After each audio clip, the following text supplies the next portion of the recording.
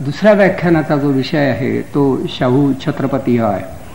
शाहू महाराजांचं नाव ज्या संस्थांना मराठवाड्यात दिलं गेलं आहे अशा संस्था खूप आहेत. खरं मराठवाड्याचा आणि शाहू महाराजांचा तसा प्रत्यक्ष संबंध येण्याची शक्यता थोडी सुद्धा नव्हती. कारण शाहू महाराजांचं जे जीवनकार्य आकाराला आलं ते करवीर नगरी कोल्हापूर परिसरामध्ये आलं. पण शेवटी त्यांच्या कार्याचे परिणाम आणि पडसाद महाराष्ट्रभर उमटले. एक वेगळा विचार, एक वेगळा आचारधर्म सांगणारा हा कोणीतरी माणूस होता. विशेषतः डॉक्टर बाबासाहेब आंबेडकरांच्या योग्यतेची पहिल्यांदा चाहूल जर कोणाला लागली असेल तर ती शाहू छत्रपतींना. हेच खरं त्यांचं वेगळेपण होतं. डॉक्टर बाबासाहेब आंबेडकर बॅरिस्टर होऊन देशामध्ये आले तेव्हा एकाच मुंबईतल्या चाळीमधल्या एकाच खोलीत ते राहत होते. वर्तमानपत्रामध्ये ही बातमी वाचल्यानंतर करवीरचे राजे शाहू छत्रपती जातीनं त्यांना भेटण्यासाठी गेले. पूर्वसूचना न देता गेले, आकस्मितपणे त्यांच्या पुढे जाऊन उभे राहिले. बाबा सुद्धा थोडे संभ्रमात पडले. पण तरी देखील महाराजांनी त्यांना सांगितलं की मी अनाहूतपणे आलो, तुम्ही वाईट वाटून घेऊ नका, तुमच्याकडून आगत स्वागताची अपेक्षा नाही, माझा आनंद माझ्या मनात मावेना म्हणून मी तुम्हाला भेटण्यासाठी आलो. आणि केवढं मोठं काम तुम्ही केलं की परदेशात गेलात, विद्यासंपन्न झालात, दलित कुटुंबात जन्माला येऊन सुद्धा तुम्ही हे केलं. त्यापूर्वी शाहू महाराजांची आणि बाबासाहेबांची कसलीही ओळख नव्हती. पुढे बाबासाहेब आंबेडकरांना त्यांनी आवर्जून आपल्या कोल्हापूरला बोलावलं आणि माणगावला एक अस्पृश्य परिषद सुद्धा घेतली. तेव्हा कोल्हापुरात अगदी एका रथावर बसून महाराज आणि बाबासाहेब गावभर त्यांची मिरवणूक काढण्यात आहे. बाबासाहेबांच्या शेजारी करवीरचा राजा बसला होता, लोक बघत होते आणि चौकामध्ये त्यांच्यावरती पुष्पवृष्टी केली जात होती.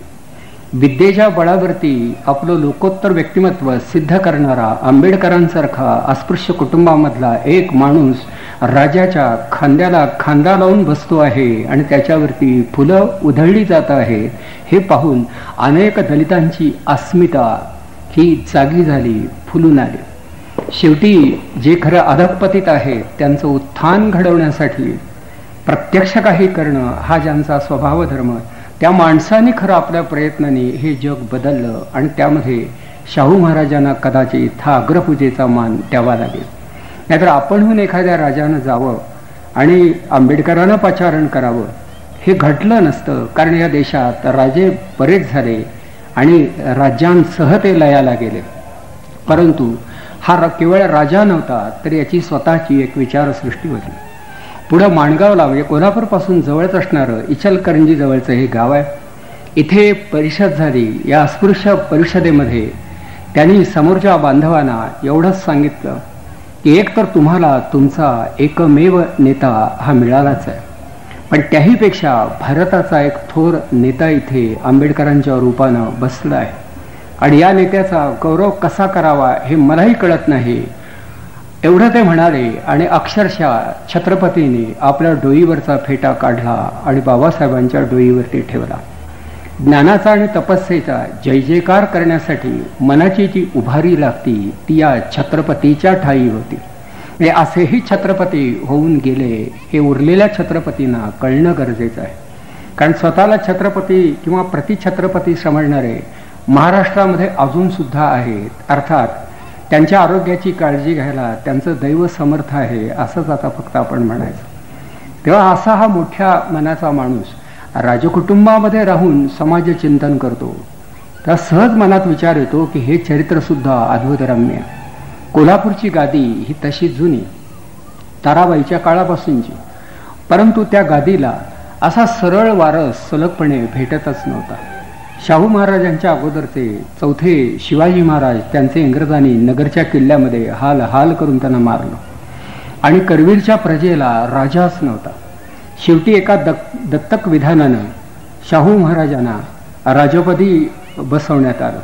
अर्थात आबासाहेब घाटगे, जयसिंगराव घाटगे या नावाचे एक असेच कागलचे सरदार होते. छत्रपतींच्या असे जवळचे नातेवाईकी म्हणता येतील असे होते. तर त्यांचा मुलगा दत्तक घेण्यात आला आणि तो करवीरचा राजा झाला. अर्थात त्यांनी सत्तासूत्र हाती घेतली ती वयाच्या 20व्या वर्षी, त्यापूर्वी ती घेता येणं शक्य नव्हतं. आणि म्हणून तोपर्यंत आनंदीबाई महाराज या नावाच्या राजकुलामधल्या एका वडीलधाऱ्या स्त्रीच्या मार्गदर्शनानं ते चालत होते. परंतु सत्तासूत्र हाती घेण्यापूर्वी, दत्तक घेतल्यानंतर सुमारे 10 वर्षाची उमेदवारी त्यांना करावी लागली. 10 वर्ष त्यांना शिक्षण घ्यावं लागलं, वेगवेगळ्या प्रकारचं. म्हणजे राजपुत्रांना दिलं जाणारं शिक्षण हे त्यांना दिलं गेलं. राजकोटच्या म्हणजे राजपुत्रांसाठी असणाऱ्या विशेष महाविद्यालयात ते काही काळ राहिले. आणि मग शेवटी अश्वारोहण करणं, घोड्यावर बसून रपेट करणं, हातामध्ये बाण तलवार वगैरे आयुध घेणं, हे साधारण राजपुत्राला ज्या गोष्टी कळायला हव्यात त्या तिथे शिकवल्या जात असत. परंतु त्यानंतर या मुलाचा बौद्धिक विकास झाला पाहिजे, त्याला राज्यशास्त्र, इतिहास, अर्थशास्त्र, इंग्लिश हे विषयही कळले पाहिजेत. म्हणून फ्रेजर या नावाचे एक विद्वान गृहस्थ त्यांच्या दिमतीला ठेवले आणि धारवाड इथे या फ्रेजर साहेबांच्या सानिध्यामध्ये हा मुलगा राहिला. फ्रेजरला ते पुढं गाईड, फ्रेंड अँड फिलॉसॉफर असं म्हणत की त्या माणसाचा अभ्यास विलक्षण होता. आणि त्यांच्याजवळ बसून त्यांनी शाहू महाराजांनी खूप असा अभ्यास केला. म्हणजे शाहू महाराज म्हणजे एक धिप्पाड माणूस आणि डोईवरचं पागोटं हे ध्यान आपणाला दिसतं, परंतु अर्थशास्त्र आणि राजनीती यांचे सिद्धांत बारकाईनं अभ्यासणारा एक विवेकी अंतर्मुख माणूस म्हणून ते आम्हाला समजू शकत नाही. त्यांना फ्रेजर साहेबांनी हे सारं समजावून दिलं. निर्णय घेण्यापूर्वी पुरावा कसा जमा करावा, तो कसा जोखून घ्यावा आणि मग मनाशी निर्णय कसा घ्यावा, अर्थशास्त्रामधले विविध सिद्धांत कोणते हे सगळं समजावून दिलं. म्हणजे हळूहळू तसे ते तयार झाले आणि मग अगदी नियमाला धरून त्यांच्या हाती ही राज्याची सत्तासूत्र ही येणार होती. पण इंग्लिश लोकांचा असा एक डाव होता, कारण प्रत्येक संस्थानामध्ये वरचे काही इंग्रज अधिकारी असत, ते प्रसंगी राजाला सुद्धा काबूत ठेवत असत. कारण शेवटी या संस्थांचे खरे संरक्षक हे ब्रिटिश आहे, त्यांच्या कृपेनं तुम्ही इथं आहात असा आभास ते निर्माण करीत असत. कारण राज्य इंग्रजांचं आहे, तुम्ही फक्त गतप्रभा झालेल्या स्वराज्याचे केवळ अवशेष आहात, ही इंग्रजांची कृपा आहे.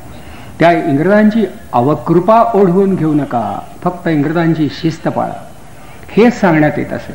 त्या इंग्रजांचा सारा जो काही दरबार आहे, दिमाग आहे, डौल आहे, तो कदाचित इंग्लंडमध्ये त्यांना पाहायला मिळेल, म्हणून त्यांना परदेशी पाठवावं असाही विचार होता. परंतु शाहू महाराजांनी पोरवयातच सांगितलं की मी परदेशी एवढ्यात जाणार नाही, मला माझी प्रजा पाहू द्या, संस्थानातली गावं पाहू द्या, त्यांची सुखदुःख जाणून घेऊ द्या. परदेशात जाऊन मला विशेष काय कळणार आहे आणि मला त्या ज्ञानाचा इथे काय उपयोग होणार आहे. म्हणून आग्रहपूर्वक पण मोठ्या कौशल्यानं त्यांनी ते निमंत्रण नाकारलं. नाहीतर काही काळ तिकडे ठेवल्यावर अनेक संस्थानिक जे परदेशी जात असत आणि ज्यांची राहण्याची व्यवस्था होत असे, त्यांना कालांतरानं स्वदेशाच परदेशा समान वाटत असे, इतके ते बदलून जात असत. म्हणजे शेवटी कोंबड्यांची लग्न लावण्यापर्यंत त्यांची मजल जात असे. हे सगळं त्यांच्या जीवनाचं एकूण होणारं मातेरं हे महाराजांच्या बाबतीत घडू शकलं नाही, ही आनंदाची गोष्ट. म्हणून ते गेले नाहीत. आणि मग शेवटी सूत्र हातात घेतल्यावर अधिकारी आले. एक लक्षात ठेवा, हाताखालचे अधिकारी ही एक अद्भुतरम्य जमात असते. मग ती कुठेही असू देत, सुखानं एखादं काम सहसा होऊ देत नाही. आणि तेव्हा जवळजवळ 80% अधिकारी हे सुविद्या समाजातले उच्चवर्णीय ब्राह्मण होते आणि उरलेले अन्य समाजातले जवळजवळ कोणी नव्हतेच, फार थोडे. त्यामुळं उरलेला समाज आणि हे अधिकारी यांच्यामध्ये एक मोठी दरी निर्माण झाली होती की हा विराट बहुजन समाज आणि अधिकारी यांच्यामध्ये अद्वैत निर्माण होण्याची शक्यता नव्हती. आणि शाहू महाराजांना जी अनुकंपा होती, करुणा, ओढ होती, ती बहुजन समाजाविषयी, दीनदलितांविषयी होती. आणि म्हणून ते नेहमी म्हणत असत की शेवटी गरिबांना सुद्धा राज्यकारभार खरं करण्याची संधी मिळाली पाहिजे. आणि म्हणून माझ्या राज्यात इथून पुढं नवीन ज्या नेमणुका केल्या जातील त्यामध्ये जास्तीत जास्त विचार, निदान 50% जागांचा विचार करताना मी दीनदलितांची नोंद घेईन, असंही ते म्हणाले. आणि त्याप्रमाणे हळूहळू ते पावलं टाकू लागले. अर्थात याला काही विरोधही होऊ लागला. या विरोधाचं कारण अर्थात थोडंसं सामाजिक असू शकेल. आता योग असा होता की इंग्रजांच्या राजवटीमध्ये शिक्षण संस्थामध्ये जाऊन आवर्जून शिकणारे हे पांढरपेशे उच्चवर्णीयच होते. बाकीच्यांपर्यंत शिक्षण गेलं नव्हतं आणि शिक्षणापर्यंत लोकही जाऊन पोहोचले नव्हते. त्यामुळे अधिकारी वर्ग हा त्या समाजामधला होता, यामध्ये त्याचा काही प्रमाद होता असा नाही. तो योगच होता, त्याला दुसरा पर्याय नव्हता. परंतु आपण समाजाच्या कोणत्याही स्तरातले असलो तरी अखिल समाजाची म्हणून एक बांधिलकी असते, हे भान अधिकाऱ्यांना असणं गरजेचं होतं. आणि दुर्दैवानं त्या बाबतीत आणि त्या संदर्भात ते अधिकारी बेभानच होते. आणि म्हणून शाहू महाराजांनी सगळ्यांना सक्त सूचना केली की समाजाची आणि विशेषतः गोरगरिबांची उपेक्षा होता कामा नये, त्यांच्याकडे दुर्लक्ष होता कामा नये. आणि हळूहळू मग ते थोडा थोडा बदल करू लागले. हा बदल काही लोकांना रुचला नाही. का तर वयानं महाराज लहान आहेत, आम्ही एवढे जुने अधिकारी आहोत, वडीलधारे आहोत, खूप पावसाळे पाहिलेले आहेत. महाराज कालचे आहेत, त्यातून दत्तक म्हणून आलेले आहेत, त्यांना काय कळतं? 4 पुस्तकं वाचली असतील, धारवाडला राहिले असतील, राजकोटला वावरले असतील, पण इथे बारकावे त्यांना काय कळणार? प्रत्येक कचेरीमधला सगळ्यात जुना जो कारकून असतो तो अजून सुद्धा हेच बोलत असतो. हे कळणार नाही, कारण त्याला कळू दिलेलं नसतं आणि त्याला कळू द्यायचंही नसतं. आणि म्हणून तो नेहमी गहनतेचा हा आव आणत असतो.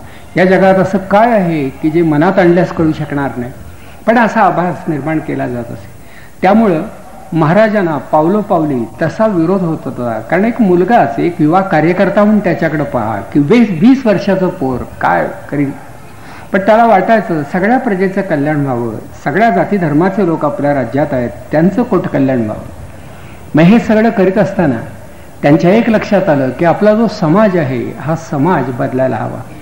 आणि केवळ राज्यकर्ता या भूमिकेतून समाज बदलू शकत नाही, तर एक समाज धुरीण, समाज पुरुष किंवा समाजशील कार्यकर्ता या भूमिकेतूनच मला हे काम करावं लागेल. म्हणून त्यांनी त्या नव्या भूमिकेचाही अंगीकार केला. खूप अभ्यास केला, सत्यशोधक समाजाचा विचार केला, आर्य समाजाचा अभ्यास केला. महाराज हे नवसारीला आर्य समाजाच्या अधिवेशनालाही गेले होते. थिऑसॉफीचा अभ्यास केला की शेवटी कोणत्या तत्वांना आपण अग्रक्रम द्यावा याचं चिंतन ते करत होते. म्हणजे पुन्हा त्यांच्यातही एक तत्ववेत्ता होता, फिलॉसॉफर किंग असं म्हणते. तर शेवटी त्यांनी मनाशी एक निश्चय केला की जे गरीब आहेत, जे दलित आहेत, त्यांना आपण बरोबरीने वागवायचं. हा विचार जो होता तो विचार म्हणून सोपा होता, दयानंदांनी गरजून सांगितला होता, पण प्रत्यक्षात हा अंमलात येत नव्हता. मग हा अंमलात आणायचा कसा हा मोठा प्रश्न आहे. म्हणून शेवटी अस्पृश्यता निर्मूलनाचं कार्य हे त्यांनी हाती घेतलं. आणि हे हाती घेत असताना आपल्याच दरबारामधला आपलीच चाकरी करणारा एक हरिजन होता, त्याला त्यांनी हॉटेल काढून दिलं. आणि त्या हॉटेलमध्ये लोकांच्या देखत जाऊन ते बसू लागले आणि चहा घेऊ लागले. त्याला सांगत असत की माझी खुर्ची दिसेल अशी टाक आणि लोकांना दिसू दे की हरिजनाच्या हातचा चहा आपला राजा सुद्धा घेतो आहे, मग आपण तो घ्यायला काय हरकत आहे. हरिजनांच्यावर एवढं प्रेम करणारा राजा, म्हणून त्यांना एक प्रकारची लोकप्रियता लाभली. पण लोकप्रियतेसाठी त्याने हे केलं नाही, तो त्यांचा आंतरिक उमाळा होता, त्यांच्या बुद्धीला पटलेलं ते तत्व होतं, त्यांच्या जीवनविषयक तत्वज्ञानाचा तो भाग होता. तेव्हा त्यांनी अस्पृश्यता निर्मूलनाची एक चळवळच उभी केली. ही करीत असताना अनेक अस्पृश्य युवकांना वकिलीच्या सनदा दिल्या. तेव्हा संस्थानिकांना ते अधिकार होते की वकिलीच्या सनदा ते देऊ शकत असत, म्हणजे त्याच्यासाठी मुद्दाम ती परीक्षा देण्याचीही गरज नव्हती. त्या लोकांनी कांगावा केला की तुम्ही दलितांना या वकिलीच्या सनदा देत आहात महाराज, नकळत थोडीशी आगळीक होते आहे आणि ज्ञानाच्या अपेक्षेनं अधिक्षेप होतो आहे, क्षमा करा महाराज, पण काहीतरी विपरीत घडत आहे. त्यावेळी या माणसानं ठामपणे असं सांगितलं की यात विपरीत काहीही नाही. तुमच्यापैकी अनेक सधन कुटुंबामधली मुलं परदेशात जातात आणि ज्याला डिनर्स म्हणतात ते सोडण्यापलीकडं कुठलंही काम करीत नाहीत आणि ती बॅरिस्टर होऊन परत येतात. त्यांनी असा काय मूलगामी व्यासंग केलेला असतो. माझी ही दलित मुलं स्वतः वाचतील आणि कोर्टात उभी राहतील, त्यांना सनद द्यायला काय हरकत आहे. मी त्या काळामध्ये गरिबांना या वकिलीच्या सनदा देणं हे एक धाडस होतं, साहस होतं, तेही या युवकानं दाखवलं. त्यानंतर सहभोजनाची सर्वत्र अशी काहीतरी आखणी योजना केली. ही करत असताना काही लोक त्यांना सांगू लागले की महाराज, तुम्ही या भोजनाच्या पंक्ती उठवत आहात, काही जण येऊन बसतायत, आम्हीही काही वेळा येतो, पण आमच्या घरून याला हरकत आहे. अरे कोणाची हरकत आहे? तर अर्थात मंडळींची हरकत आहे. आपल्या पत्नीला, निदान आमच्याकडे पत्नीला मंडळी म्हणण्याची एक चाल आहे. काही का असेना, बायकांना खुश करण्यासाठी काही चांगल्या शब्दांचा उपयोग पुरुषांनी मोठ्या कौशल्यानं खरं केलेलं आहे. त्यातलं आमच्या मंडळींना विचारतो. मंडळींना काहीही विचारलं जात नाही हे सगळ्यांना माहीत असतं, पण अधूनमधून असं अवसान आणलं जातं की हा पुरुष हा खरोखरच अत्यंत आज्ञाधारक आहे. तर महाराजांना काही लोकांनी सांगितलं की मंडळींची हरकत आहे, त्यामुळे या कार्यात मला खऱ्या अर्थानं सहभागी होता येत नाही. तेव्हा महाराजांनी त्यांना सांगितलं की तुम्ही स्त्रियांच्या बाबतीत हे बोलूच नका. जी भारतीय स्त्री प्रसंगी पतीबरोबर सती जाण्याची तयारी दाखवते ती सहभोजनाच्या वेळी पाऊल मागे घेईल यावर माझा विश्वास नाही. हे एका विचारवंताचे उद्गार होते, सहजी असे मुखातून बाहेर पडणार नाही. म्हणजे स्त्रियांचं मन मोठं होऊ शकतं अशी ग्वाही ते देत होते. आणि त्यांना सांगत होते की तुम्हाला यायचं नसेल तर हा भाग वेगळा आहे, पण असा अंगुली निर्देश करू नका आणि पत्नीकडे बोट दाखवू नका असं त्यांना सांगितलं. म्हणजे महाराज हे एका बाजूनं समाज सुधारकाचं आणि दुसऱ्या बाजूनं निर्लेप विचारवंताचं जीवन जगत होते. ही सारी प्रजा, हे सारं संस्थान, आपलं लहानसं राज्य, हे त्यांना एक आदर्श राज्य करायचं होतं. आणि त्यामधली सामाजिक विषमता आणि भेदभावाची दरी या सर्व गोष्टी पुजवून नामशेष करायच्या होत्या. आणि या पद्धतीनं त्यांनी आपल्या कार्याला खरं आरंभ केला होता.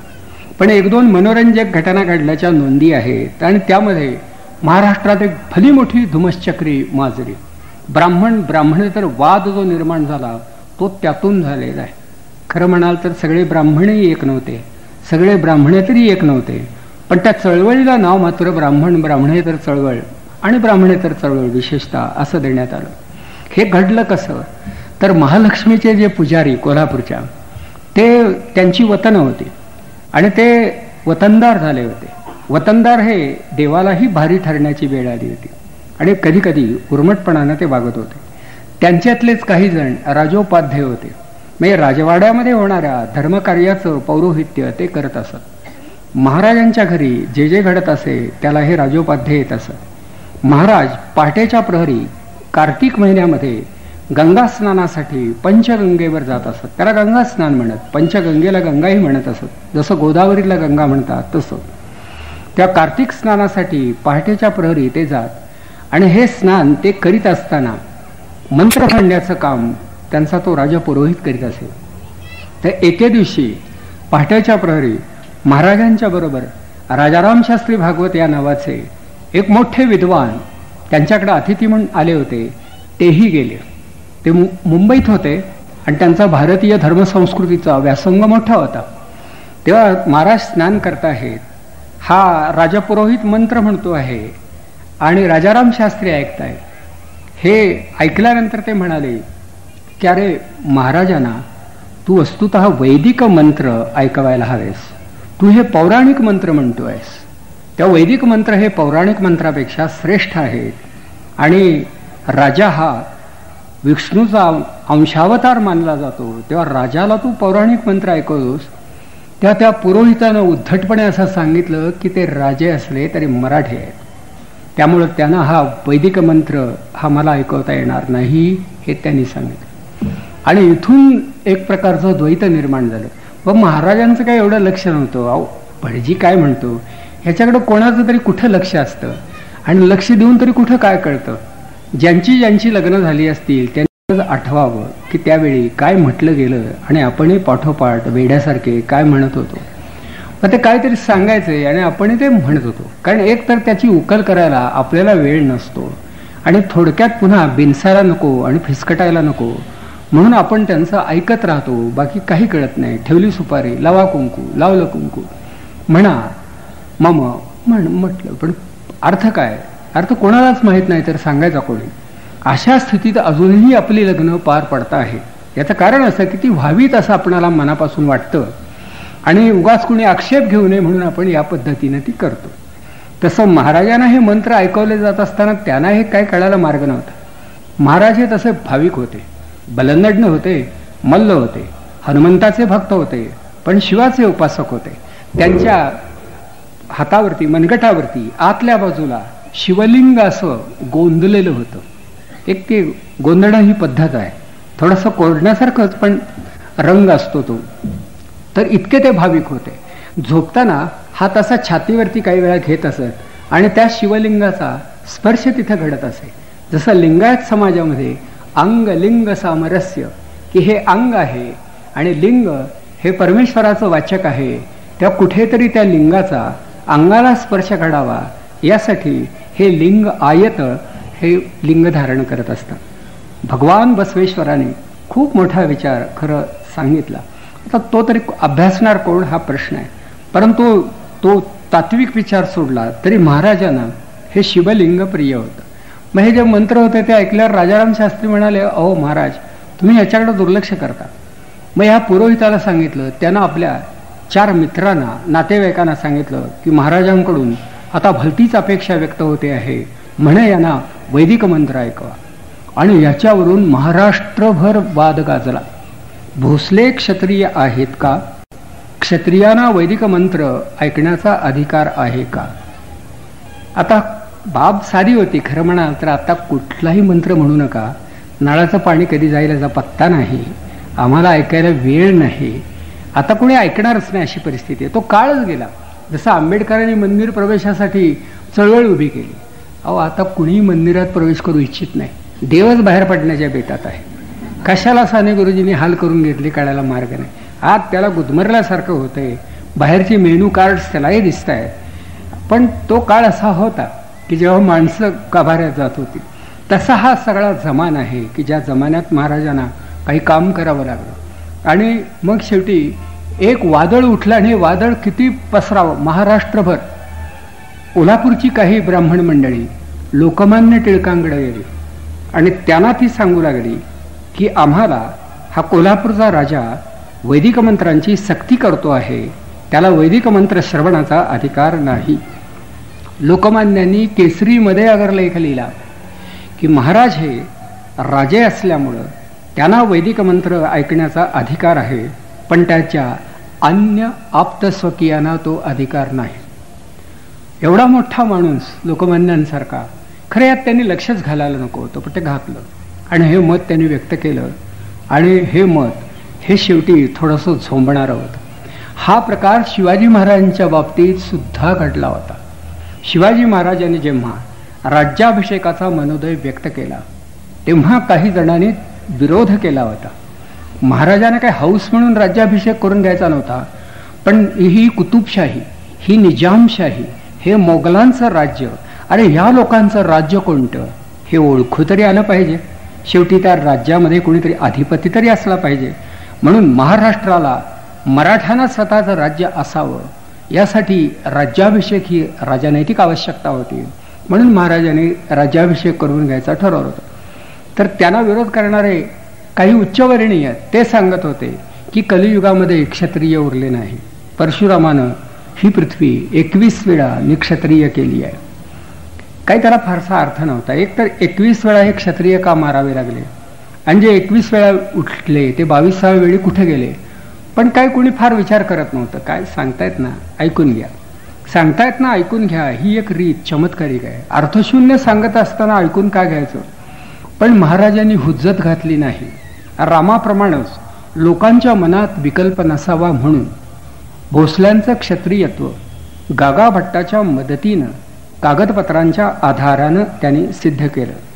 आपलं क्षत्रियत्व त्यांनी सिद्ध घेतलं. ते वाद घालीत बसले नाहीत की मी क्षत्रिय आहे हे काय पटवून द्यायला पाहिजे का, तुम्हाला एक कळायला नको का, इतके दिवस पराक्रम केला तो उगीच केला का, काय मी कुठल्या ट्युशन क्लासला जात होतो का, असला प्रकार नाही. मी क्षत्रिय आहे तुमच्या मनात हा विकल्पच राहता कामा नये, हे तेव्हा त्यांनी केलं. आज शाहू महाराजांच्या बाबतीत बरोबर तेच घडलं की तुम्हाला वैदिक मंत्र श्रवणाचा अधिकार नाही. आणि टिळकांनी सुद्धा या मंडळींची बाजू घेतल्यानंतर यांनाही असं वाटलं की वा, आता पुण्याच्या वर्तमानपत्रात नाही येतंय म्हटल्यानंतर हा पागोट्यावाला राजा हा भयभीत होईल.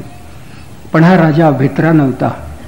मला शेवटी हा एवढंच म्हणायचं आहे की तुम्ही आमचे सेवक आहात, आमच्याकडून तुम्ही जमिनी घेतल्या, इनामं घेतली, वतनं घेतली, पूजेसाठी घेतली, पौरोहित्यासाठी घेतली, आपलं काम धडपणे करा, ज्याचं शेवटी अन्नभक्षण करायचं त्याची सेवा धड करावी इतकी तरी सद्बुद्धी तुमच्या मनात आणि मस्तकात असावी अशी अपेक्षा आहे.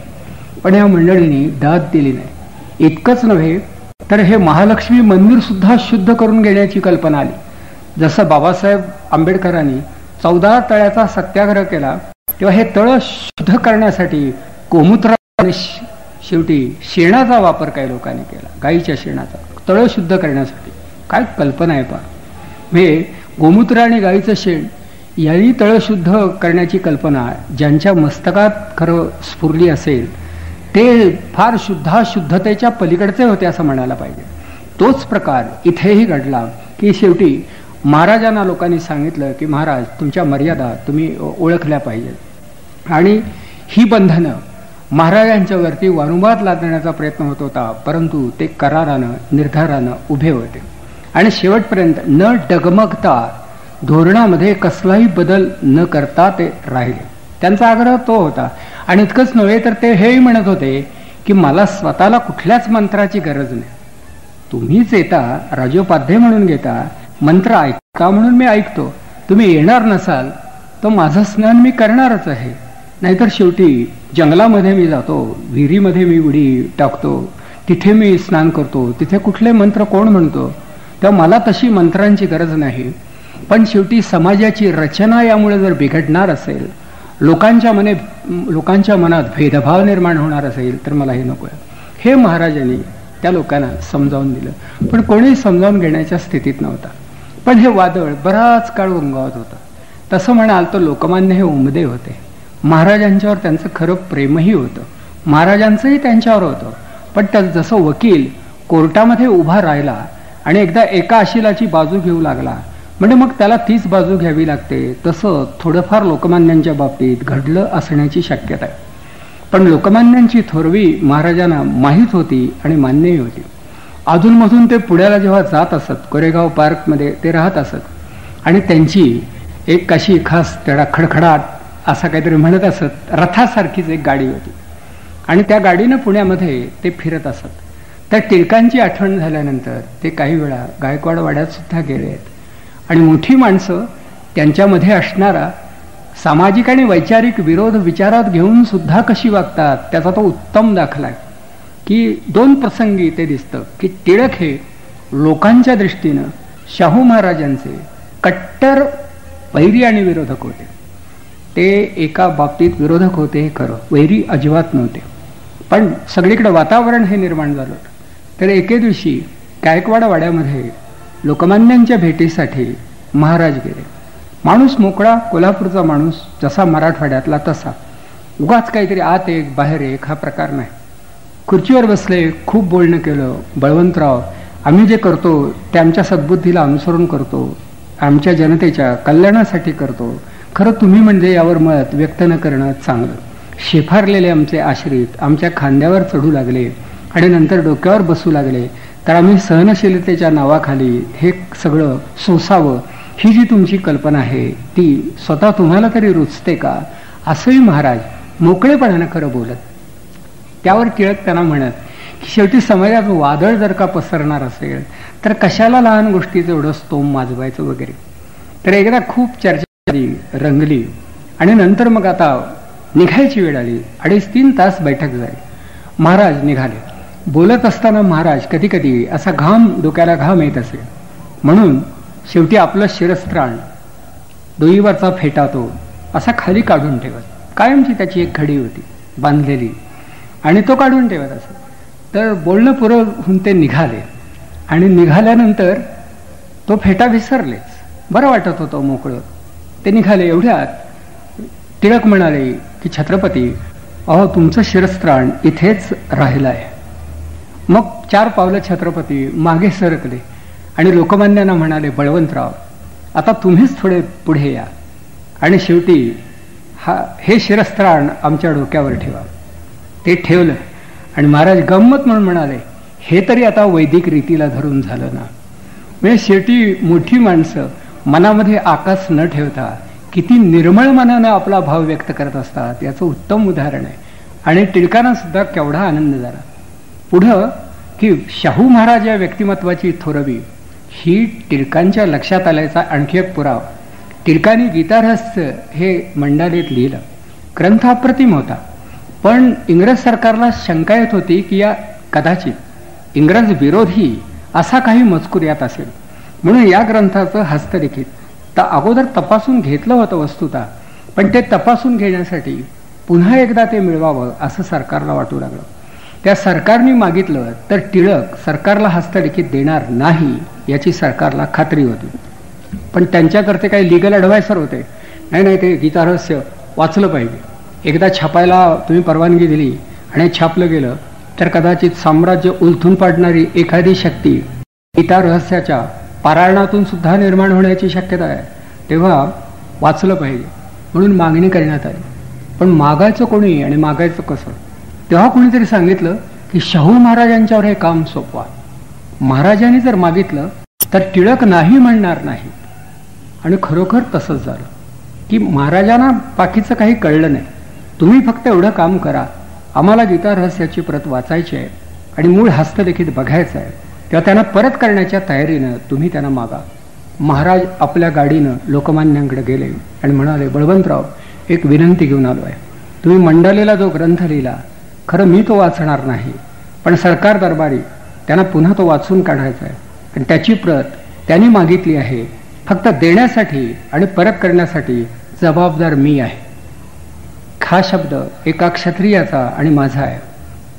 लोकमान्यांनी क्षणभरही चर्चा न करता हे हस्तलिखित शाहू महाराजांच्या हवाली केले. एखादा सामान्य माणूस असता तर म्हणाला असता याचं झेरॉक्सिंग केलं, यातल्या प्रती काढल्या, काही पानं कमी केली, खडाखोड केली, तर काय करायचं? त्यांनी थोडाही अविश्वास दाखवला नाही. म्हणजे शेवटी शाहू महाराजांच्या सारखा हा पुरुष ही लबाडी करणं शक्य नाही हे लोकमान्यांना माहीत होतं. आणि शेवटी काही दिवसानं तो ग्रंथ शाहू महाराजांनी परत आणून दिलाय. हा विश्वासाचा भाग आहे. हल्लीच्या राजकारणात एवढा विश्वास कोणीही ठेवत नाही. विरोध असू शकतो, मतभेद असू शकतो, पण तरी सुद्धा विश्वासाचा अभाव हे दारुण दुःख आहे. त्याचा अनुभवतो आहोत की ठीक आहे, आमचं मत हे, तुमचं ते नाही जमणार, पण विश्वास ठेवायला काय हरकत आहे एकमेकावर. तर तो विश्वास होता. आणि पुढे त्याच्या पुढचा एक गमतीचा भाग सांगतो की लोकमान्य टिळक हे जेव्हा आजारी पडले आणि आता हे बरे होणार नाहीत असं वाटू लागलं, तेव्हा शाहू महाराजांच्या मनात एक कल्पना आली की मिरज भाग, त्यानंतर पुढे जयसिंगपूर, पन्हाळा हा जो परिसर आहे तिथली हवा अतिशय चांगली आहे. तेव्हा जर टिळकांना इकडे आपण बोलावून घेतलं, त्यांची राहण्याची व्यवस्था केली, तर या कोरड्या हवेत त्यांची प्रकृती सुधारेल. हा विचार या माणसाच्या मनात आला. हा मोठ्या मनाचाच राजा होता. नाहीतर एखादा म्हणाला असता, केसरीत तुम्ही आमच्यावर आग्रह लिहिता काय, अग्रलेख लिहिता काय, आमची थट्टा करता काय? असं नाही. तुम्ही अग्रलेख लिहिलात, त्याच्याशी माझा मतभेद आहे, मला तो मान्य नाही, पण माझं तुमच्यावर प्रेम आहे, कारण तुम्ही एक देशभक्त आहात. या राष्ट्रासाठी प्राण पणाला लावणारे आणि अंदमानच्या आणि मंडालीच्या त्या तुरुंगामध्ये खितपत राहणारे आपण थोर देशभक्त आहात, मी जाणतो आपणाला. तर हे महाराज ओळखत होते आणि ही त्यांची भावना होती. तोफखाने या नावाचे तिथल्या शाळेमध्ये असणारे आणि थिऑसॉफीचे एक अभ्यासक म्हणून प्रसिद्धीला आलेले महाराजांचे मित्र होते. त्याने त्या तोफखान्याला लोकमान्यांकडे पाठवलं आणि त्यांच्या स्वकीयांना त्यांनी सांगितलं की महाराजांची अशी अपेक्षा आहे की लोकमान्याने त्या करवीर नगरीमध्ये किंवा जवळपास कुठेतरी काही काळ राहावं आणि बाकीची सारी व्यवस्था महाराज करणार आहेत. मिरजेचं हॉस्पिटल चांगलं आहे, डॉक्टर्स चांगले आहेत, विशेषतः डॉक्टर वॉनग्लेस वगैरे हे प्रसिद्ध डॉक्टर्स होते. त्या लोकमान्यांना तिकडे नेण्याच्या कल्पनेनं किंवा पन्हाळ्यावर आणण्याच्या इराद्यानं तोफखाने गेले. पण दुर्दैव असं की ते जाऊन पोहोचण्यापूर्वीच लोकमान्यांचं देहावसान घडलं होतं. त्यांनी तारेनं कळवलं की लोकमान्य आपत नाहीत. तर ही तार पोहोचल्यावर त्या दिवशी हा मराठ्यांचा राजा दिवसभर उपाशी राहिला. अन्नावरची वासना उडाली. त्यांचा स्वतःचा एक शिकारखाना होता, खूप असा अजबखान्यासारखा. 2 अस्वलं, 3 वाघ, 4 सिंह, काही लांडगे, काही हरणं अशी पाळलेली जनावरं खूप होती. आणि महाराज रोज त्यांच्यात असे फिरत असत. त्यातला एक त्यांचा आवडता सिंह होता. की जो महाराजांचं दर्शन घडल्याशिवाय अन्नभक्षणच करायचं नाही.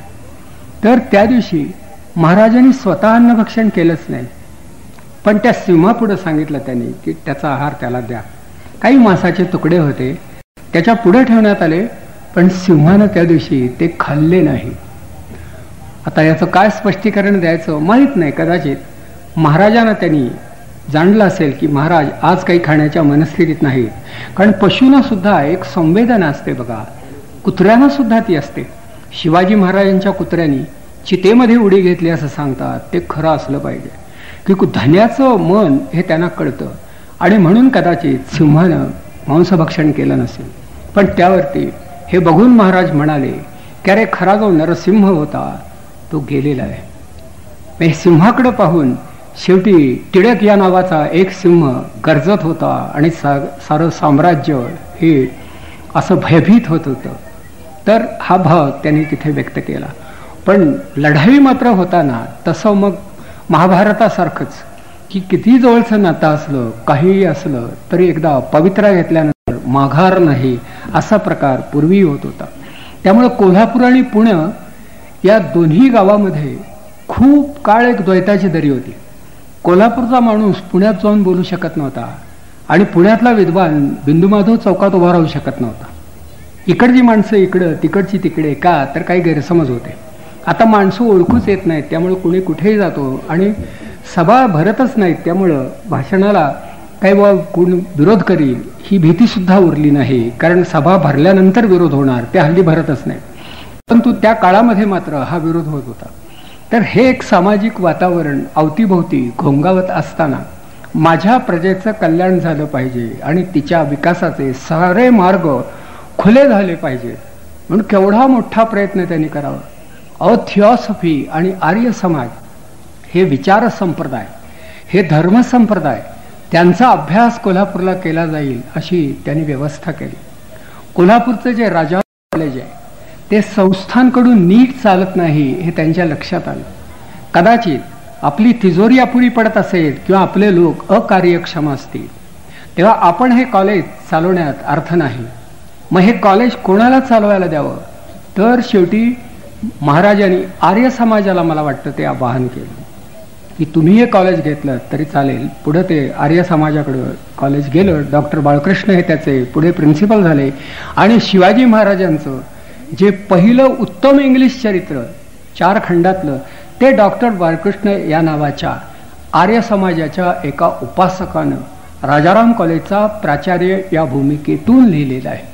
ते राजाराम कॉलेजचे प्रिन्सिपल होते, आर्य समाजाचे ते उपासक होते आणि शिवछत्रपतींच्या चरित्राचे ते लेखक होते. आणि ते पहिलं इंग्लिश चरित्र पुढे जदुनाथ सरकार सेतू माधवराव पगडी ही पुस्तकं आली की नंतर आली. आजही ते पुस्तक उपलब्ध आहे. मी शिवाजी महाराजांचं चरित्र लिहिणारा माणूस हा दयानंदांच्या विचारसरणीनं प्रभावित झालेला असतो आणि शाहू महाराजांच्या आश्रयाला येऊन राहू शकतो. या सर्व गोष्टीमध्ये एक कुठेतरी सूत्र आहे असं मला वाटतं. तेव्हा शाहू महाराजांनी आपल्या संस्थानामध्ये अनेक प्रकारची माणसं जमा केली. माझ्या संस्थानाची, माझ्या प्रजेची उंची वाढावी यासाठी जीवनाच्या प्रत्येक क्षेत्रातले, कर्तृत्वाच्या प्रत्येक प्रांगणातले प्रथम श्रेणीचे अधिक उंचीचे लोक हे मी कोल्हापुरात आणून ठेवीन. आणि तशी माणसं त्यांनी आणली. अगदी विख्यात मल्ल हे 2च ठिकाणी आढळले, एक लाहोरला तरी किंवा कोल्हापुरात तरी. 2च ठिकाणं उभ्या भारतात मल्लविद्येमध्ये ज्यांना पारंगत व्हायचं आहे त्यांनी एका मल्ल विद्यापीठामध्ये जाणं गरजेचं होतं. एक लाहोरला तरी राहावं जिथे गामा गुंगा वगैरे होते तिथे, किंवा शाहू महाराजांच्या तालमीमध्ये तरी जावं. हे झालं कुस्तीच्या क्षेत्रात. गायनाच्या क्षेत्रात अल्लादिया खां हे भारतीय शास्त्रीय संगीताचं एव्हरेस्ट मानलं जात असे. बॅरिस्टर जयकरांनी त्यांचं ते वर्णन केलेलं आहे. शास्त्रीय संगीताचं हे शिखर हा माणूस हा तसं मूळचा जयपूरचा, पुढे नेपाळच्या राजेसाहेबांकडे काही काळ राहिला. महाराजांचा आणि त्याचा मुंबईत परिचय झाला आणि महाराजांच्या व्यक्तिमत्वानं भारावून अल्लादिया खां हे कोल्हापूरला जाऊन राहिले. रोज त्यांच्या गाण्याचा रियाज होत असे आणि महाराज काही वेळा ऐकतही असत. शेवटी नेपाळ नरेशाने हत्ती, घोडे, त्यानंतर काही पालख्या, इतका सगळा लवा जमा या अल्लादिया खां साहेबांना परत आणण्यासाठी धाडला. तर त्यावर त्या सर्वांना नमस्कार करून एवढंच म्हणाले की शाहू महाराजांच्या दारी मिळेल ती कोरडी भाकरी सुद्धा मला अमृता समान वाटते, मी आपल्याकडे येणार नाही. कारण ते राजे त्यांना खूप पगार देणार होते, त्यांच्या हाताखाली नोकर चाकर ठेवणार होते आणि कदाचित शाहू महाराजांच्या पेक्षा श्रीमंतही असतील, पण हा कलावंत हा तिथेच राहिला. आबालाल रहमान, बाबूराव पेंटर, आनंदराव पेंटर, केशवराव भोसले गायक, भराभर अशी माणसं शोधून त्यांनी गोळा केली की समाजात चांगली माणसं नाहीत अशी तक्रार आयुष्यात त्यांनी कधी केली नाही. शिवाजी महाराजांनीही तक्रार केली नाही, ज्ञानेश्वरांनीही तक्रार केली नाही. पैसाच्या खांबाला टेकून भगवंतांचा विचार पागोटं परिधान करणाऱ्या सामान्य लोकांना समजावून देताना ज्ञानेश्वर चुकून असं म्हणाले नाही की अरे तुमचं पूर्व शिक्षण नाही, तुम्हाला हे कळणार नाही. माणसाला हे कळलं पाहिजे, कारण एका माणसानं जे सांगितलं ते दुसऱ्या माणसाला का कळू नये. हा सामान्य माणसावरचा विश्वास हा ज्यांच्या जीवनात उत्कर्षाप्रत जाऊन पोहोचला तेच महापुरुष झाले, ते शिवछत्रपती झाले, ते संत ज्ञानेश्वर झाले, ते शाहू महाराज झाले, ते लोकमान्य टिळक झाले. आणि म्हणून शाहू महाराजांच्या मनात हा भाव होता की सर्व प्रकारचे लोक त्यांनी जमा केले.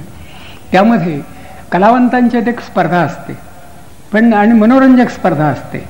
तर जे आनंदलाल पेंटर म्हणून होते ते पडदे करायचे, फक्त नाट्यगृहामध्ये सोडायचे पडदे. आणि केशवराव भोसले एक उत्तम गायक होते. तेव्हा केशवराव त्यांना एकदा म्हणाले की अरे माझ्या गाण्याला वन्स मोर मिळतो, माझं गाणं ऐकले की लोक टाळ्या पिटतात, पण तुमचे पडदे बघून कुणी टाळ्या पिटेल कधीतरी शक्य आहे का हे? असं एकमेकांना डिवचण्यासाठी विनोदबुद्धीने कदाचित म्हणाले असतील.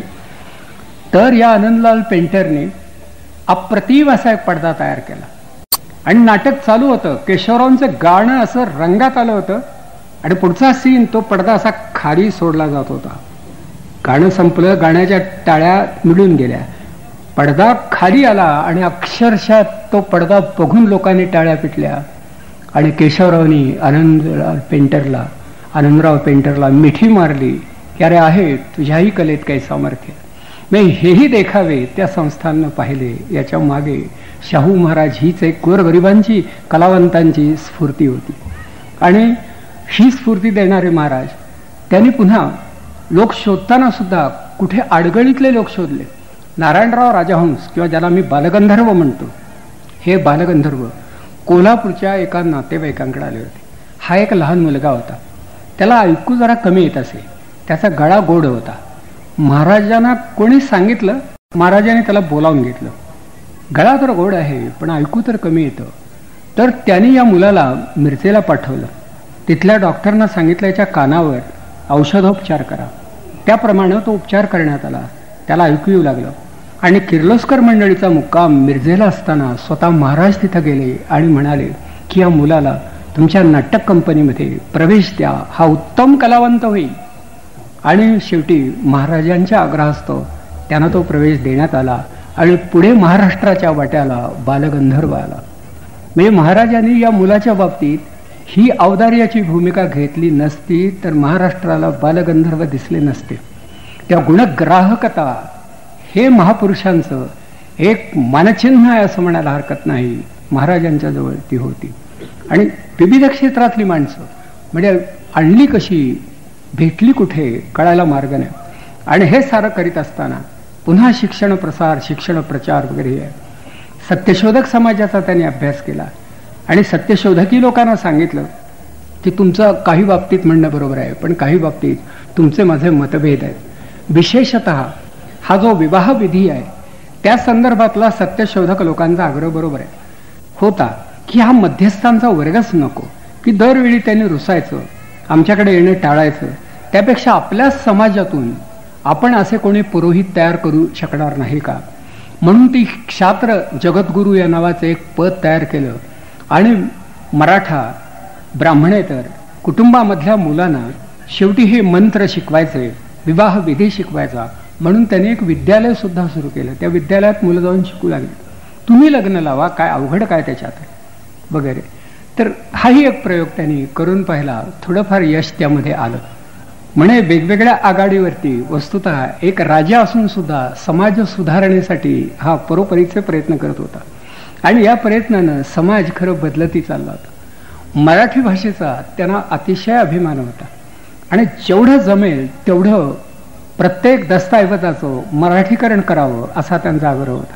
त्यातला एक मनोरंजक प्रसंग म्हणजे त्यांच्या कारकिर्दीत घडलेला, थोडा अतिशयोक्त असेल पण असेलच असं नाही, पण मात्र तसं थोडंफार घडलं असेल तर कुणीतरी एक इंग्रज असे विद्वान आणि विशेषतः ॲग्रिकल्चरचे अभ्यासक, कृषीविद्येमध्ये पारंगत असणारे गृहस्थ आले. त्यांनी शेतकऱ्यांची महाराजांनी एक सभा घेतली आणि त्या साहेबांना ते म्हणाले की तुम्ही हा तुमचा काही कुठलाही विचार आमच्या शेतकऱ्यांना समजावून द्या. कापूस, ऊस, गहू कशाविषयी तुम्ही संशोधन कसं करता हे आमच्या लोकांना सांगा. मग आता त्यांनी सांगायला सुरुवात केली. ते इंग्लिशमध्ये बोलत होते आणि एक अनुवादक महाराजांनी तिथं उभे केले होते की हे इंग्लिश जरा मराठीतून समजावून देण्याचं काम तुम्ही करा. हा अनुवादक जे मराठी बोलत होता ते मूळ इंग्लिशपेक्षा सुद्धा अवघड होतं, अशी परिस्थिती. मग त्याला इंग्लिश कळत नव्हतं म्हणून तो तसा अनुवाद करत होता काय कळायला मार्ग नाही. पण पुढं एकदा तो असं म्हणाला की हे जे ऑनरेबल गेस्ट आपणाला जो ॲडवाईस करून गेलेला आहे तो फॉलो करण्यात सगळ्यांचं बेनिफिट आहे, असं महाराजांचं फ्रँक ओपिनियन आहे, हे लक्षात ठेवा. हे ऐकल्यावर महाराजांनी एकच गोष्ट केली की दिवाणाला बोलावलं आणि त्यांना सांगितलं संस्थांच्या खर्चानं ह्या माणसाला कमीत कमी 200 मैलावर नेऊन सोडा, कारण का त्याची राहण्याची व्यवस्था करा, काय बायका मुलं तिकडं पोचती करा, कारण ही अडगळ जर का माझ्या राज्यात राहिली तर ना इंग्रजी ना मराठी अशी परिस्थिती होण्याची दाट शक्यता आहे. की मी सांगितलं काय आणि यानं केलं काय, याला साधं मराठी बोलता येत नाही आणि हा मराठी माणूस म्हणून घेतो, अशी विद्वान मंडळी खरं तिथं होती. दुसरा एक आणखी राजा होता. हा मग राजाच्या भोवती नाना प्रकारची माणसं जमवायची. महाराजांना शिकारीचा एक छंद होता. काय असेल ते खरं क्षत्रियाना शेवटी पराक्रम करावा. महाराज शिकारीला जात असत. अगदी एखादा चांगला वाघ चवताळून आला तर त्याचा वेळ घेण्यात महाराज अत्यंत प्रवीण होते. ते एकदा ते शिकारीला गेले, अनेक वेळा शिकारीला गेले, पण एकदा घडलेला प्रसंग असा, ती जुन्या पद्धतीची बंदूक होती, घुसून भरायची आणि मग उडवायची अशी बंदूक होती. तर ते दुपारच्या वेळी आता काय सावध सापडत नाही म्हणून एका झाडाखाली बसले आणि बंदूक ठेवली कडेला आणि एवढ्यात मागच्या बाजून एक अस्वल आलं आणि महाराजांना त्या बंदुकीचं भान नव्हतं. अस्वल आलं तर त्यानं महाराजांच्यावर झडप घातली. महाराज तसे बलवान होते, अक्षरशः त्यांनी अस्वलाचे पुढचे जे 2 पाय होते ते दोन्ही हातात धरले, खालचे जे 2 पाय होते त्याच्यावर आपले दोन्ही पाय ठेवले आणि त्यामध्ये ते अस्वल असं पेलून धरलं. ते असं पुढे येत होतं, ते अगदी रक्ताचा घोट घेण्यासाठी उत्सुक होतं आणि महाराजांनी त्याला असं आवरलेलं होतं. मग शेजारी कुणीतरी एक असाच गुराखी त्याचं लक्ष गेलं, तो धावत आला. महाराजांनी त्याला सांगितलं ती माझी बंदूक आहे बघ, आता तुला तर उडवता येणार नाही, तू माझ्या काखेत त्याची नळी घाल आणि मी सांगतो, मी या अस्वलाला धरतोय, नंतर तो खटका मी सांगतो तसा तू फक्त ओढ. आणि त्या धनगरानं ते काम केलं आणि ते अस्वल कोसळून पडलं. आता हा घडलेला प्रसंग, त्या अस्वलाचा पोवाडा झाला, फार काळ गायला गेला, कारण तो समजायला सोपा होता. इकडं महाराज तिकडं अस्वल, तिकडं अस्वल इकडं महाराज, असं करीत करीत खूप माणसं 2-2 महिने घालवत असत. परंतु एक क्षत्रियाचं धैर्य हे त्यांच्या अंगी होतं. हे दिसतं तर एखादा म्हणाला असता आता अस्वलाला तर करायचं काय, बघा बघा कोणी ओळखीच भेटते का, अस्वलाला ओळख कुठं लागते किंवा आयडेंटिटी कार्ड वगैरे. एकदा चित्ता एक त्यांच्यावर चवताळून आला. चित्ता आपण बघितला नसेल तर अगदी आला आणि जवळजवळ भिडणार, बरं पळून जायची सोय नाही, चित्ताच तो. तर महाराजांनी शेवटी केलं काय तर स्वतःचं पागोटं हाताला गुंडाळलं आणि त्या चित्त्याच्या जबड्यात हात घातला आणि हा हात घातल्यानंतर दुसऱ्या हाताने अक्षरशः त्याची मान दाबून त्याला मारलं. अंगात फार बळ होतं. 2 बैलांची मोठ, कधी कधी 4 बैलांची मोठ सुद्धा एकटे ओढत असत. याला म्हणायचा पुरुष, नुसता रेशन कार्डावरचा पुरुष घरोघर आहे, परंतु शक्ती एवढी अफाट होती की कशी अशी संभाजी महाराजांची आठवण यावी अशी ही प्रकृती होती. महाराज हे उत्तम शिकारी होते, उत्तम घोडेस्वार होते. मिरज कोल्हापूर आगगाडी सुरू झाली, कुणी म्हटलं महाराज तुमचा थोडा काय यापेक्षा वेगानं धावेल आगगाडीच्या, म्हणाले बघूच त्या तर खरं. आणि म्हणून आगगाडी सुटली, मध्ये कुठेही स्टेशनवर थांबवायची नाही ठरलं आणि महाराज घोड्यावर स्वार झाले. आगगाडीच्या अगोदर ते मिरजेला पोहोचले. मग बाकीचे लोक म्हणाले गाडीत फार माणसं असतात त्यामुळे उशीर झाला. कसं काय? ते म्हणाले माझा कुठे आग्रह आहे की गाडी मागे किंवा पुढे राहावी, तुम्ही गंमत म्हणालात, मी पण वेळात वेळ काढला. चांगला खेळाडू हा त्यांच्या वृत्तीत, त्यांच्या प्रकृतीत होता. उत्तम खेळाडू, इथं तुम्ही कबड्डीचे सामने घेतलेत ना म्हणून सांगतोय. महाराज उत्तम खेळाडू होते, उत्तम कुस्तीगीर होते. उभ्या भारतातून मल्ल कोल्हापुरात यायचे. भारतीय कीर्तीचा एकही मल्ल कोल्हापूरच्या महाराजांचा पाहुणचार न घेता कुठे गेला नाही. तो येत असे. याचं कारण का? वेडच होतं महाराजांना. काही लोक म्हणायचे अरे हा राजा कशाला त्याने ते मातीत लोळायचं, खेळायचं, धूळ नाही का उडवत, त्रास नाही का होत, कळायला पाहिजे महाराजांना. उगी आपलं जायचं आणि कोणाची अंगचटीला यायचं काय बरं नाही. पण महाराजांना हे खेळ फार आवडायचे. लाठी काठी बोथाटी काय असेल ते त्यात पुढे अग्रभागी. म्हणजे बेभान दशेमध्ये हा माणूस क्रीडांगणावरती सुद्धा तळपत होता. ही त्याच्या अंगामध्ये शक्ती होती. हा पुरुषार्थाचा भाग होता. तर एका संदर्भामध्ये असं सांगतात की अगदी आणीबाणीचा क्षण आला, खायला अन्न नाही अशा स्थितीत महाराज 2 दिवस होते आणि असं रानात भटकत होते. तर कोणीतरी एक बाई आपल्या नवऱ्याची भाकरी घेऊन चालली होती आणि महाराजांना भूक तर फार लागली. दिसली ती बाई. आता त्यांना असं वाटलं आपण तिला हाक मारावे आणि विचारावं काय आहे तुझ्या टोपलीत, आणि बोलावलं. सांगितलं कोणाला तरी सेवकाला, बोलावं त्या बाईला, म्हणावं काय आहे तुझ्या टोपल्यात. ती म्हणाली भाकरी आहे माझ्या नवऱ्याची. महाराज म्हणाले ठीक आहे, तुम्ही असं करा, ती माझ्या पुढे ठेवा आणि मला ती खाऊ द्या, आणि त्या बाईला 200 रुपये तुम्ही द्या आणि तिच्या नवऱ्याला निरोप द्या की महाराज भयंकर भुकेलेले होते, त्यांनी या भाकरी ठेवून घेतल्या आणि तुला गरीबाला आपली आठवण म्हणून 200 रुपये दिले आहेत हे त्या बाईला सांगा. त्या बाईला कळेच ना काय करावं. 200 रुपये स्वस्ताईच्या काळात त्या गरीब स्त्रीला स्वप्नात आहोत, स्वर्गात आहोत का कुठे त्याच्याही पलीकडे आहोत तिला समजेना. निसंकोचपणे हे केलं. आजूबाजूचे गोर गरीब, कधी कधी रामोशी, हरिजन, कातकरी, भिल्ल कोणी असले तर महाराज त्यांच्याकडे जेवायला जायचे. सांगायचे मी आज तुमच्याकडे जेवायला येणार आहे, आणि त्या गरिबांची धांदल लोडायची. शिकारीला जायचे आणि मला भूक लागली की मी तुमच्याकडे येणार आहे. त्यांनी काय करावं मला सांगा. पण ते सांगायचे आज तुमची मुलं बाळं जे खाणार असतील तेच मला तुम्ही द्यायचं, माझ्यासाठी वेगळं काही करायचं नाही. अरे राजा आमच्याकडे आहेच काय, ही तांबडी भाकरी आणि ही चटणी, मग तीच मला द्या. आणि त्या मुलामाळामध्ये बसून शाहू महाराज तो आहार घेत असत. हे दृश्य डोळ्यापुढे आपण कल्पनेनं उभे करा. ज्या दीनदलितांच्या, गोरगरिबांच्या उत्कर्षाच्या वार्ता आम्ही व्यासपीठावरून करत असतो, त्यांच्या घरामध्ये शिरून त्यांच्या मुलाबाळांसह त्यांची अर्धी कच्ची भाकरी आनंदानं खाणारा राजा हा मनाचाच राजा असला पाहिजे, त्याशिवाय हे शक्य नाही. बरं त्यावेळी व्हिडिओ शूटिंगची सोय नव्हती की बुवा काय हे दाखवलं जाईल पुढे मागे TV वरती येईल महाराज तांबडी भाकरी खाताना वगैरे, असं काही नव्हतं. पण ते जात होते. त्यांच्यामध्ये असणारा जो एक असा कातकरी फासेपारधी हा एक वर्ग आहे, चोऱ्या करणारा, तो वर्ग त्या काळामध्ये होता. लोक रोज त्यांचे पकडून आणले जात असत. महाराजांनी एकदा 50 फासेपारधी हे एका तुरुंगामध्ये असलेले त्यांना दिसले. ते गेले आणि म्हणाले मी तुम्हाला सोडतोय, उद्यापासून माझ्या कॅम्पाची राखण तुम्ही करायची, माझी रखवालदारी तुम्ही करायची. तुम्ही मर्दासारखे मर्द तुरुंगामध्ये कशाला अडकून पडता, चोऱ्या केल्या म्हणून ना मी तुमच्या पोटाला अन्न मिळेल अशी व्यवस्था करतो. आणि अक्षरशः त्यांनी मोकळं केलं आणि रखवालदारीची काऊन दिली. त्यांच्या बायका मुलांना एवढा आनंद झाला.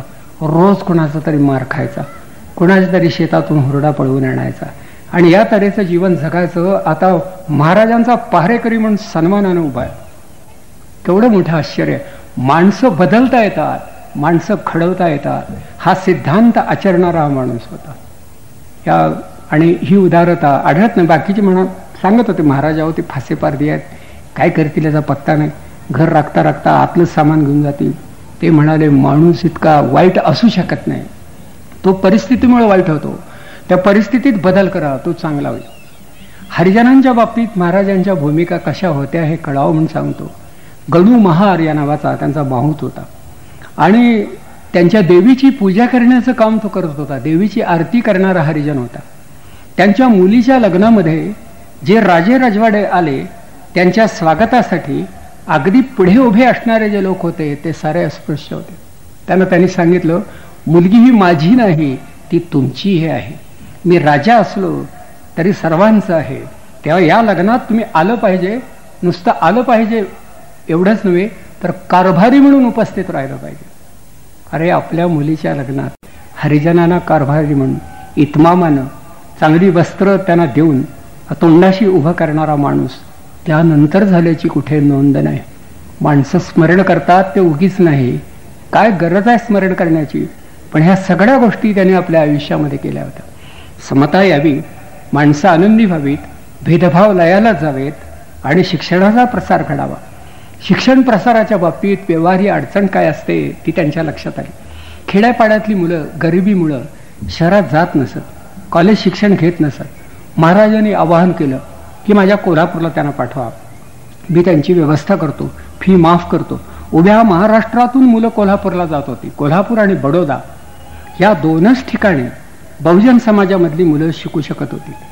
पण अडचण मुलांनी राहायचं कुठं? तेव्हा सर्व जाती जमातीसाठी महाराजांनी पहिल्यांदा एक वसतिगृह, मोफत वसतिगृह सुरू केलं. पण आश्चर्य असं की त्या वसतिगृहात खालच्या जातीच्या लोकांना प्रवेशच दिला जात नसे. कारण अधिकारी काहीतरी करीत आणि आपल्याच ज्ञाती बांधवांना प्रवेश देत. म्हणजे शेवटी गरिबांची मुलं शिकतच नव्हती. मग महाराजांनी दुसरा एक उपाय अंमलात आणला की शेवटी जातवार वसतिगृह त्यांनी तयार केली. कशासाठी? मुस्लिमाला शिकायचं असेल त्याला कोण जवळ करणार? जैनाचा मुलगा असला, 16 असलं त्याचं, त्याला तो कुठे राहणार? म्हणून जैनांसाठी जैन वसतिगृह, लिंगायतांसाठी लिंगायत वसतिगृह, मराठ्यांसाठी मराठा वसतिगृह, अशी वसतिगृह त्यांनी तयार केली. आणि ते नेहमी म्हणत असत की शेवटी विद्याकलांची कोल्हापुरी जननी आहे. त्या काही लोकांनी त्यांना हिणवलं आणि म्हटलं, महाराज तुम्ही मुस्लिमांसाठी वसतिगृह, त्यानंतर तेलतांबळ्यांसाठी वसतिगृह, चांद्रसेनीय कायस्थ प्रभू वेगळं वसतिगृह, वीर शैव लिंगायत वेगळं वसतिगृह. अहो, जातीयता वाढीला लागणार नाही का? कोणी माणूस हे विचारू शकतो. त्यावर महाराज म्हणाले की शेवटी मुलं भित्री असतात, आपापल्या समाजात तरी निदान सुखानं ती राहतील. लिंगायताचा मुलगा शेजारी बसला तर मनावर दडपण कमी, मन मोकळी होऊ द्या, मुलांना शिकू द्या, याची गरजही उरणार नाही. पण आज तरी त्यांना मी वेगवेगळे घरटं बांधून देतोय, जाती पलीकडे जाण्यासाठी जातीची मी पायरी करतो आहे, असं त्यांनी सांगितलं.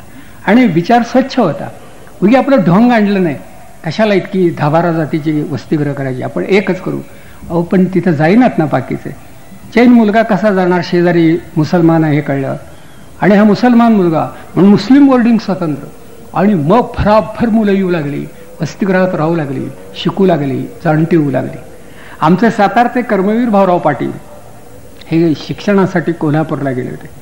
त्यांचे वडील काही काळ विट्याला नोकरी करत होते बेलीफ म्हणून, काही काळ कोरेगावला होते.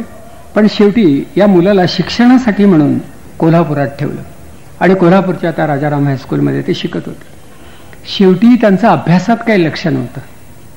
तसे ते कुस्तीगीर होते, बुद्धिमान होते, पण हे शालेय जीवनाचा त्यांना अतिशय कंटाळा होता. त्या शेवटी ते जैन वसतिगृहात राहत होते. म्हणजे 2-3 संकटं त्यांच्यावर एकदम आली. जैन वसतिगृहात 16 होतं आणि ते 16 पाळत नव्हते. मिस क्लार्क या नावाची गव्हर्नरची एक मुलगी ही महाराष्ट्रामध्ये अस्पृश्यता निवारणाच्या कार्यासाठी संगीताच्या मैफली घेऊन पैसे जमा करत होती. तिनं खूप पैसे जमा केले. तर ह्या मुलीच्या स्मरणार्थ पुढे ती कालवश झाली, आजारी पडली आणि देवाघरी गेली. तर तिच्या नावाने एक वसतिगृह कोल्हापुरामध्ये सुरू झालं. म्हणजे हरिजनांच्या मुलांना शिकता यावं यासाठी गाण्याच्या मैफली घेऊन पैसा जमा करणारी राज्यपालाची कन्या, ती गेल्यानंतर तिच्या स्मृती प्रित्यर्थ एक वसतिगृह काढण्यात आलं आणि त्यालाही महाराजांचा पूर्ण पाठिंबा होता, कारण हे कार्य चांगलं. तर त्या उद्घाटनाला कर्मवीर भाऊराव पाटील गेले. तर ते जैन बोर्डिंगमध्ये राहत होते. त्या जैन बोर्डिंगमधले जे सुपरिंटेंडेंट वगैरे म्हणतात ना, ते ग्रस्त म्हणाले, अरे तू जैन आहेस, आंघोळ न करता आत येऊ नकोस, तुला 16 पाळता येत नाही. ते कर्मवीर म्हणाले, मी यातलं काही मानत नाही, आंघोळ अजिबात करणार नाही, सगळी माणसं सारखी असतात असं मला वाटतं. पुन्हा त्यांनी सांगितलं तुला आंघोळ करायचं आहे की नाही, तर ते म्हणाले मी सकाळी केलेली आहे आणि मनात आणल्यास आणखी 10 वेळा करेल, पण आत्ता अजिबात करणार नाही. हाही माणूस जर आत्ता 8 महिन्याने जगणार आहोत. त्यांचं नाव सावरकरांसारखंच बोर्डिंगमधून काढून टाकण्यात आलं. शाळेमध्येही प्रगती बेताची, तिथेही शिक्षकांनी त्यांना दम भरला की तू अजिबात अभ्यास करत नाहीस तर तुला आम्ही हाकून देऊ. अशा स्थितीमध्ये शेवटी कर्मवीर भाऊराव पाटील खिन्न झाले. एक बॅग आणि बळकटी घेऊन घरी निघाले. तर वाटेत एक खानविलकर नावाचे त्यांचे एक मित्र भेटले. कुठे निघालास भाऊराया? निघालो आयतवड्याला घरी, कारण इथं कुठे वर्णी लागत नाही, बोर्डिंगमधून माझी हकालपट्टी केलेली आहे. तर ते म्हणाले थांब, तू वाड्यावर चल. वाड्यावर म्हणजे महाराजांचा तो राजवाडा, आणि कडेकडेला काही एक दोन वर लहान वसतिगृह होती, मोठी वसाहत. तर तिथं गरीब विद्यार्थ्यांची सोय होते, तू चल महाराजांकडे चल.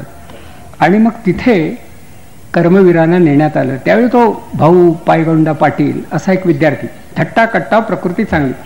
महाराजांना त्या खानविलकरांनी सांगितलं हा मुलगा आहे, जैन आहे, प्रकृतीनं चांगला आहे, व्यायाम करतो, रोज कुस्ती खेळतो, पण त्याला हकलून दिला आहे. काल तो बोर्डिंगच्या त्या उद्घाटन समारंभाला गेला.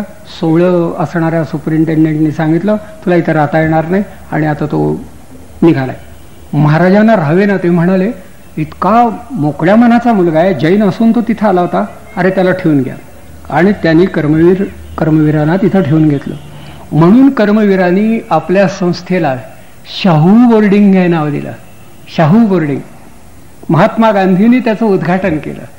ते उद्घाटन करताना गांधींनी विचारलं की तुम्हाला शाहू महाराजांनी काय दिलं? अर्थात वसतिगृह साधं होतं. त्यावेळी कर्मवीर एवढंच म्हणाले शाहू महाराजांनी म्हणजे काही पैसे दिले का असं त्यांनी विचारलं.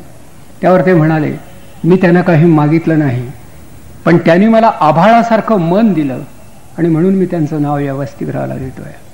म्हणजे शाहू महाराज ही कर्मवीर भाऊराव पाटलांचं ते एक स्फूर्तीस्थान होतं, आणि नेहमी अनेक शाखांना त्यांनी ती खरं नावं दिली आहेत. आणि ते शाहू बोर्डिंग आजही काम करत आहे.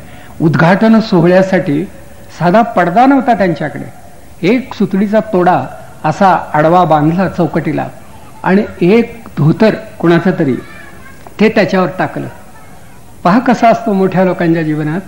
म्हणजे शाहू महाराजांच्या नावाने कर्मवीर भाऊराव पाटलांनी सुरू केलेल्या संस्थेचं महात्मा गांधींच्या हस्ते उद्घाटन होतंय, पण पडदा नाही, पडद्या इतक्या ऐपत नाही. मग शेवटी एक धोतर टाकण्यात आलं, ते बाजूला सरकवण्यात आलं. महात्माजी आत गेले. एक मुलगा पुढे आला, त्यानं खादीचा हार गांधींच्या गळ्यात घातला. कर्मवीर म्हणाले हा लक्ष्मण बाबाजी भिंगारदेवे, जातीचा मांग, हा विट्याचा मुलगा, आणि हा संस्कृत या विषयात वर्गात नेहमी पहिला येतो. हे सांगितल्याबरोबर गांधींनी तो हार काढला आणि त्या मुलाच्या गळ्यात घातला आणि त्याचं अभिनंदन केलं. म्हणजे ते गांधी, ते कर्मवीर भाऊराव पाटील, ते शाहू बोर्डिंग, ते शाहू महाराज, कसं असेल हे जीवन कल्पना करा. हे त्याला भाग्यच हवं, पण हे घडलंय. यात काही पौराणिक नाही, काल्पनिक नाही, काही नाही, हे असं घडलेलं आहे. म्हणून शाहू महाराज या नावाची जी एक अद्वितीय स्फूर्ती ही महाराष्ट्रामध्ये अक्षरशः एखाद्या वादळासारखी घोंगावत होती आणि लोकजीवनाचं उत्थान करत होती, लोकांना स्फूर्ती देत होती, दूरपर्यंत ती गेली होती. डॉक्टर बाबासाहेब आंबेडकरांना त्यांचा विलक्षण अभिमान वाटत असे, अनेकांना. आणि म्हणून शेवटी हा गोरगरिबांचा राजा, ज्याला कुठे आधार नसेल तो महाराजांकडे जात असेल, तो कलावंत असेल, विद्वान असेल, तो मल्ल असेल, तो तिकडे जात असेल. आणि काही नाही, या माणसाचं एकूण आयुष्य विचारात घेतलं तर हे फक्त 48 वर्षांचं, जास्त सुद्धा नाही, पण इतकी कामं केली. शिक्षण संस्था काढल्या, वसतिगृह काढली, कुस्तीचे फड उभे केले, स्वतः शिकारीला गेले. पण सगळ्यात एक आनंदाचा भाग की महाराज लंडनला गेले आणि लंडनला त्यांना मानपत्र देण्यात आलं. हे मानपत्र देताना मुद्दाम इंग्लंडमधली त्या काळची पुरातन भाषा लॅटिन, त्या लॅटिनमध्ये ते मानपत्र दिलं होतं. आणि मराठ्यांच्या राजाचा गौरव करताना त्यात असं म्हटलं होतं की आपण शिवछत्रपतींचे वारसदार आहात आणि एका मोठ्या राज्याचे आज अधिपती आहात, तुमच्या आगमनामुळं आम्हाला धन्यता वाटते वगैरे वगैरे. हे सगळं लॅटिनमध्ये होतं, फक्त महाराजांना कोणीतरी समजावून दिलं. इंग्लिश कळत होतं, पण आता हे सगळं पुन्हा वेगळ्याच प्रकारचं घाटाचं इंग्लिश हे त्यांनी. तर महाराजांनी उत्तरादाखल जे भाषण केलं, आश्चर्य वाटेल, पण ते संस्कृतमधून केलं. आणि त्यावरती ते म्हणाले, त्यात त्यांनी सांगितलं, अर्थात अगोदर थोडी तयारी केली असेल. याचं कारण असं की तुम्हाला तुमच्या पुरातन भाषेचा जसा अभिमान आहे, तसं भारतामधल्या सर्व भाषांची जननीची संस्कृत, तिचा मला अभिमान आहे. आणि म्हणून त्यांनी संस्कृतमधून ते भाषण केलं. म्हणजे या खरा संस्कृतीचा अभिमान. नंतर एखादा म्हणाला असता माझ्या वतीने हे बोलतील, मला काही सांगता येत नाही तुम्ही काय म्हणाला. ते स्वतः भाषण केलं. आणि त्या भाषणात ते म्हणाले की शेवटी मी केवळ करवीरचा राजा आहे असं समजू नका, मी भारतामधला एक छत्रपती आहे. आणि मी महाराजांचाच नुसता वारसदार आहे असंही मानू नका, मी गोरगरिबांचा सेवकही आहे. मला छत्रपती म्हणण्याऐवजी शेवटी रयतसेवक म्हणणं मला अधिक आवडेल असं म्हणणारा माणूस. तेव्हा अशा माणसांची कहाणी सांगण्याचा मोह आपला होतो. कारण त्यातला काही भाग मी पाहिला आहे. कोल्हापूरला आम्ही वसतिगृहात राहिलो आहे, प्रिन्स शिवाजी आणि व्हिक्टोरिया बोर्डिंग, एकच वर्ष होतो. पण ही सगळी वसतिगृह होती. मग भराभर माणसं तिकडे गेली. माझे मोठे बंधूही कोल्हापुरात शिकले. आमचे PG पाटील त्या परिसरात होते. कितीतरी लोक कोल्हापूर बडोदा, बडोदा कोल्हापूर, ही माणसं जर झाली नसती तर आज जी थोडीफार आपली एक वैचारिक उत्क्रांती झाली आहे ती कदाचित झाली नसती, हे लक्षात ठेवा. आणि म्हणून फक्त शाहू महाराजांचं स्मरण मराठवाड्यातल्या लोकांनी जेवढं केलं तेवढं बाहेर कोणीही केलं नाही, हे मी आपणाला सांगतो. मी तर फिरत असतो, मला उलगडा होईना की जाईल त्या गावी आपलं कुठेतरी शाहू महाराजांचा फोटो दिसतोय, संस्थेला नाव दिलं जात आहे, कधी कॉलेजला आहे, कुठे वसतिगृहाला आहे, दयानंद शाहू छत्रपती, दयानंद शाहू छत्रपती. म्हणजे पुरुषोत्तमांचं स्मरण करावं आणि जीवनाचं सत्व सांभाळावं, हे मराठवाड्याचं ब्रीद केवळ मराठवाड्यानंच पाळावं. म्हणून तर मला असं वाटतं की शेवटी मराठवाडा ही केवळ संतांची भूमी नाही, तर जागृत बुद्धीच्या जबाबदार लोकांची ही भूमी आहे.